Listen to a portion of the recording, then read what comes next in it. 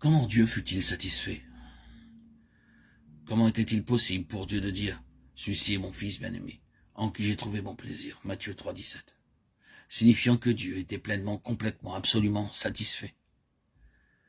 Au Jourdain, le Seigneur Jésus, passant de la vie privée vers la vie publique et endossant le véritable ministère pour lequel il était venu, dans le sens de la rédemption, reconnaissait de manière figurative que la croix était fondamentale pour tout cela et que tout jaillirait de là. Ainsi, alors Jésus vint au Jourdain vers Jean pour être baptisé par lui. Mais Jean s'y opposait en disant « C'est moi qui ai besoin d'être baptisé par toi et tu viens à moi. » Jésus lui répondit « Laisse faire maintenant, car il est convenable que nous accomplissions ainsi tout ce qui est juste, ou toute justice. » Matthieu 3, 13, 15. Mais comment accomplir toute justice? En considérant deux aspects, deux domaines, le côté de la mort dans le Jourdain et le côté de la vie, au-delà du Jourdain. Tout ce qui ne peut pas être glorifié doit être enterré. Cela doit être mis hors de la vue de Dieu. C'est une loi établie une fois pour toutes. C'est-à-dire que tout ce qui n'est pas juste et en harmonie avec la nature même de Dieu doit être enseveli. Mais cela peut être seulement enterré après avoir été jugé et trouvé digne de mort.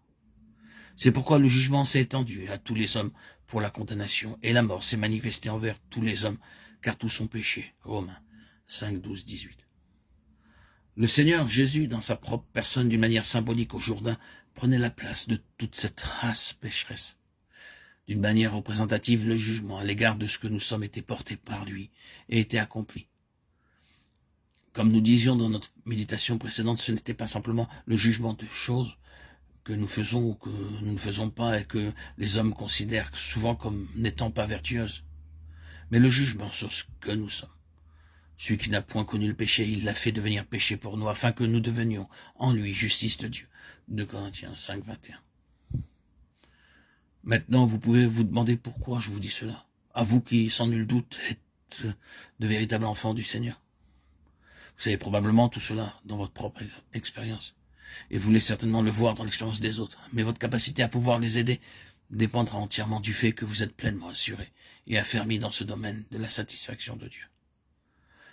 Vous rencontrerez au cours de votre vie des gens qui seront de réels enfants du Seigneur, mais qui sont constamment assaillis par l'incertitude au sujet de leur salut.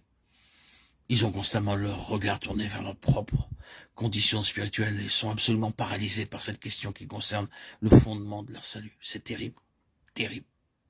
Certains parmi nous ont trouvé que cette chose nous a causé plus de problèmes que n'importe quelle autre question.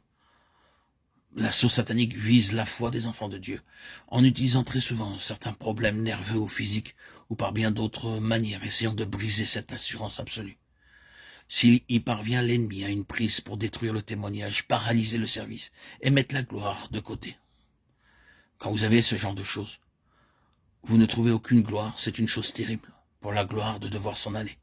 C'est une chose terrible que dans une vie qui est rachetée et qui a accepté cette rédemption et connu le Seigneur, il puisse y avoir écrit Ikabod, la gloire est partie.